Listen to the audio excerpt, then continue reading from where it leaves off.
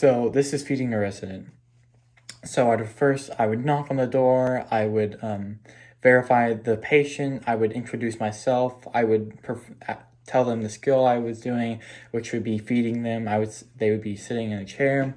I would verify that was what they wanted, and I would say, okay, I'm gonna go wash my hands and gather my supplies.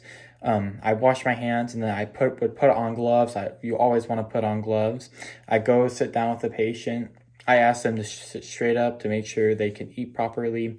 I offer them a napkin to lay across their chest, just to a clothing protector. And I set them a napkin on the side. Then I slowly begin feeding the resident. I try to make small talk while I'm feeding the resident. The resident will tell me once they're finished. I will then say okay, and I will put the food down, and I will take the clothing protector off, and I will put it in the dirty laundry. I will wipe off their face, not too aggressively, and then I will go take care of the tray, which would be throwing the trash away and setting the tray back on the table. I would wash my hands. I would take off my gloves and wash my hands.